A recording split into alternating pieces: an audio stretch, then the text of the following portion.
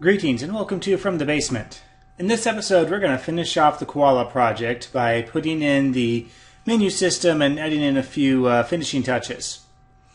To start with, I have done a little bit of work off camera. I took the original test level that I had, cleaned it up a little bit, and turned it into an actual level that we can use to get the framework going here. If you want to do this with your level, create something that's perhaps a little bit more cleaned up than the mess I demonstrated last time showing the rock and lock mechanisms, that's fine. Pause it, come back. Otherwise, let's get moving. Now the first thing, of course, I did was, I've renamed this. It says first level now, so it's a little bit more reasonable name. But we're going to need 2 additional rooms here. So I'm going to create a room, settings. We are going to need a main menu. I'm going to go ahead and set the background while I'm in here to the stone pavement background. And we are also going to need a victory screen.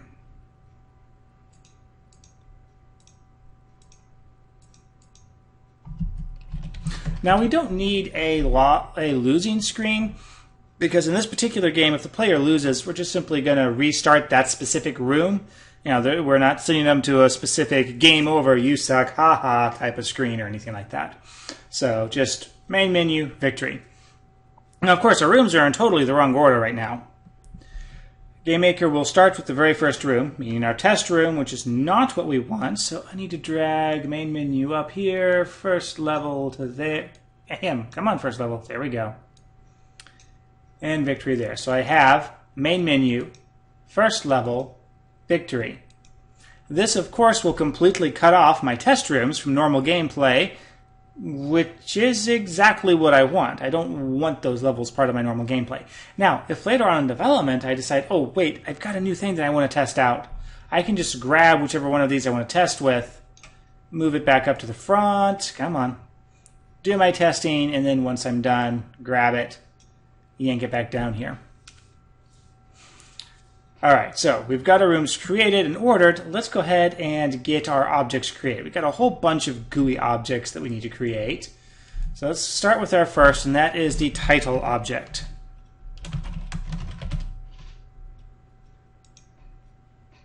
And this will be the sprite title. Where'd you go? There you are. Now, the sprite title's got one main thing. Oh, and quick note. This will be loosely following the book. I really can't exactly follow the book because there's a lot of things that are different from what the book describes to how we're going to have to do them here. So I'm basing this on the book, but not really following it exactly. Alright, so I got my game title. One thing the game title needs to do is start our music. So I'm going to add an event, create, and we're going to go to the main one tab here, and I'm going to ask the question, is our background sound already playing? So if background theme is not playing, then I'm going to tell the background theme to play. Loop true, of course, because we want the background music to loop as long as we're in the game. So background theme is not playing, play background theme. Simple enough. The next thing we're going to do is create the start button. So create, we'll call this start game. Set our sprite to the SPR start sprite. Now, for the event on this, we don't want a left button or a left pressed event. Why? Think about how you use your computer. When you push a button, whether it be an actual button in a program like Game Maker, clicking on a link in the web, do you expect something to happen when you push the mouse button down or when you release the mouse button? It's on mouse up. Everything operates on mouse up. We don't want to violate user expectations of GUI in our game. That makes the game more foreign, more strange. It's like one more thing the player has to keep track of. Granted, a mouse button thing is a fairly minor issue, but lots of little things can add up to just general dissatisfaction. So we want to use a left released because that is what people are used to. And on left released, we will just simply move to the next room. Pretty simple on that one. And here's where things get a little bit tricky. How do we get back to the main menu? Well, the book goes on about talking about how to disable the escape key from automatically quitting the game. And if you try to follow this, you're going to fail because that functionality no longer exists in GameMaker Studio. The escape key used to automatically kill the game completely. It no longer does so. If you hit the escape key, nothing's going to happen. So we've got to do two things. First, we've got to put that back in here so that the user hits the escape key, they quit if they're on the main menu. We also have to alter our controller so that if the user hits the escape key during a regular level, they'll be brought back to the main menu. So let's go ahead and do that. Let's get our quit game created. So we'll create an object, quit game. I cannot type game today for some reason. Set it to the sprite quit. Add event mouse left released. And of course this will end the game. We will also add event. Now for key press key down, not so much on the user expectation on this, but I'm just going to go ahead and do key release just sort of to keep things the same. And so key release others escape, and this will do the same thing, end the game. I'm also going to open up my controller, add event key release others escape, and this will end the game. So not end the game, I'm sorry. This will move us to a specific room. So what we will do is on this icon here, it's the room icon to say it has the arrow coming out of it. It says move to different room. We will have that move us to main menu. So let's test this out. Of course, first we've got to get our things put into the main menu. I'm going to drop in my game title. And yes, I know, I did. Go ahead, groan, facepalm, koala, berate. Yes, I know it's horrible. Truly, truly horrible. I can't. Every time I see that, and I've seen this for many years now, I'm like, oh, did they have to? Did they really have to? All right, and quit game button. There we go. So we got to start. We got our quit. Go ahead and hit the play button. We should hear our sound. There we go. And if I hit escape, we quit. Very good. Hit the play button again. Click on start. And yay, I'm in my maze. Hit escape. We go back to the main menu. Hit escape again, and we quit out. One last thing before we're done with the start and quit buttons, and that is putting a click sound in there. It sounds kind of odd not to have a click sound. That's really the kind of thing with sound. Once you start putting in sound, you got to really have it everywhere for it to make sense. So we're going to go on to start game, and right before we go to the next room, we will play sound click, loop false. And we'll do the same thing for quit.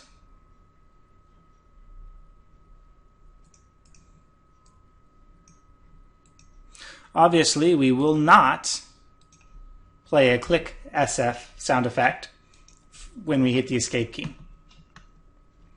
Now there's another button we got to create here. And that is the load game. Now this is going to be considerably different from how the book has it. And I finally typed game correctly. Will wonders never cease. And this will be the sprite load. Add event, mouse left release. Go ahead and put our sound effect in there while we're thinking about it. All right, so how is this going to differ from the book? Well, in the book, saving and loading was automatically bound to a couple of the F keys. I believe it was F5 for save, F6 for load. That's no longer the case in Game Maker Studio. We have to manually do this ourselves. And so what we're going to want to do is, sorry, skip to sit there, and in Game Maker Studio, there is now a file name that you have to give for saving the game and loading the game. It doesn't just automatically save it in some mysterious file. You have to tell it what file name to use.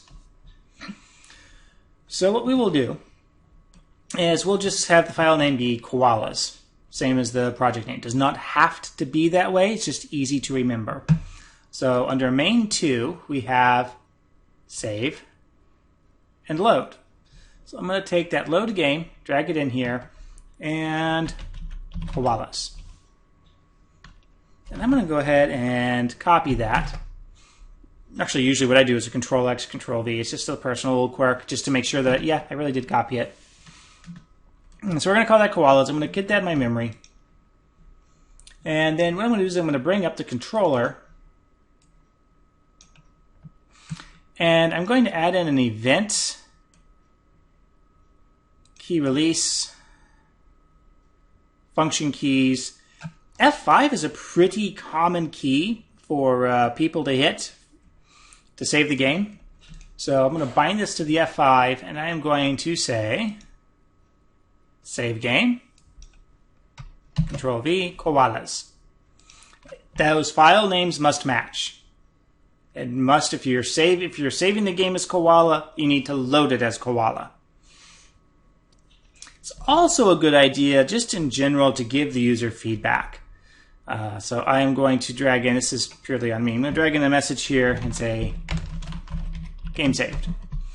That way the player has some form of feedback of saying, oh, hey, my game got saved. Cool. And now we can test that out really quick. Hit the play button.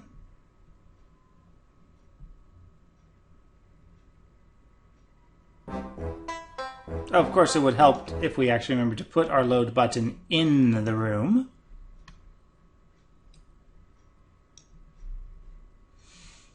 There we go.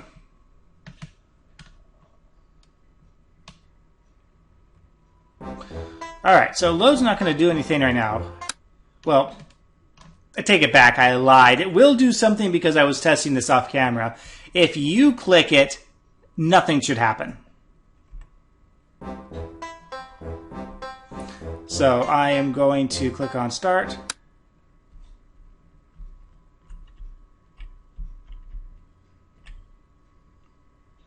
Move my koalas and then hit F5. It'll tell me game saved. Hit Escape to go back to the menu. Click on Load. And there we go. My koalas are in exactly the same spot. Now, undoubtedly, you've noticed that every time we switched rooms or loaded the game, the sound would stop. Now, I've done some investigating off camera, and the general conclusion to that is Game Maker Studio is insane. I really have no other conclusions to this. Fixing the room transition problem is easy enough. The key thing here is that background music changed how it works between Game Maker 6, which was the book was written for, and Game Maker Studio, quite drastically actually. In Studio, whenever the object controlling the sound gets destroyed, the sound itself is going to get destroyed. So the easiest, if perhaps a little bit of a brute force solution, is to take the controller and on the create event, or on a room start event or something like that, ask the same question. Is the sound playing? If the sound isn't playing, start playing the sound. The problem here is that load game breaks this. I have no explanation for this. None. Zero. Zilch. I've probably spent the last 15-20 minutes off camera trying to figure this out. And for whatever reason, whether we put this in step, whether we put this in room start, doesn't matter. If we try to play a background music it won't play after you load the game. And so the only solution here is to every single step check to see if the background music is playing and start it back up again. That's the only option we have in drag and drop. It's crazy, it's insane, shouldn't be this way, but it's the only thing that we can do. So with that, moving on. So we've got our start, we've got our quit, we've got our load. Now we're not going to do one of the buttons, and that's the help button. In Game Maker 6, again, in the 8.1 and previous series, there was an action to bring up the game information. That is this screen right here, which I have a meep in. And you could, before, type stuff here. And then once you got into the game,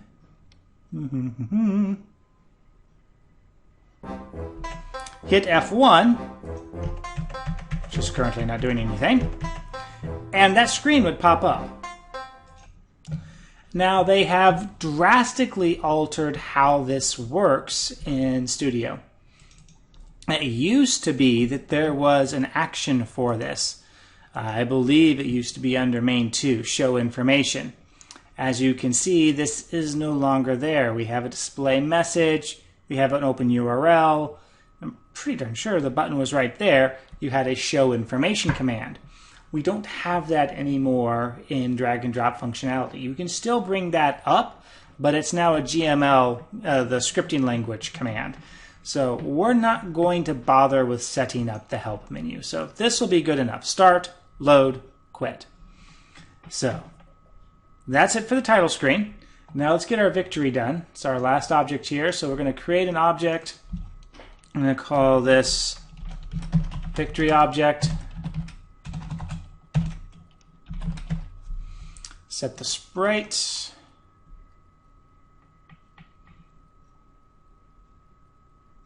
To win, there we go. And this one's pretty simple. We're just going to have a any key event and move back to the start. So we'll add event, keyboard, any key, main 1, move to a different room, and main menu. We are also going to want to restart our sound here, so add event, create, and I'm just going to tell it to start playing the sound.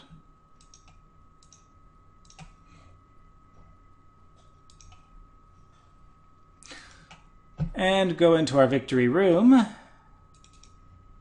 add this object in,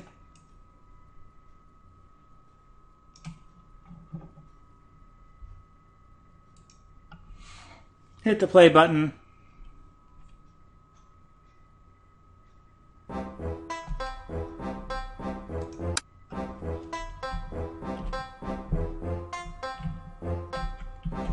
save my intrepid little koalas.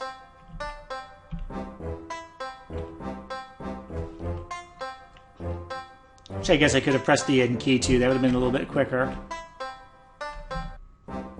Congratulations, you saved all koala bears. Hit a key, and we're back to the start.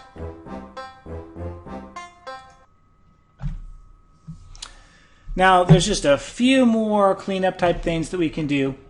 When the koalas collide with the exits, we need to play a sound. Only when we clear them off.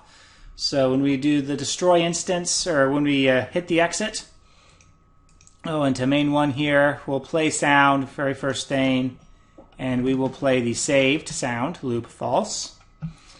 Same thing with our blue exit, we'll come in here, and as our very first command, say we'll play FSX saved. When we run into a piece of TNT,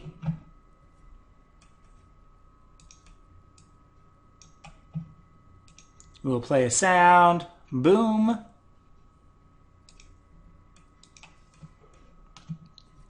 And then, continue on, saws and stuff like that. all have their little bits and pieces. But given that that's all I have set up for, do a start.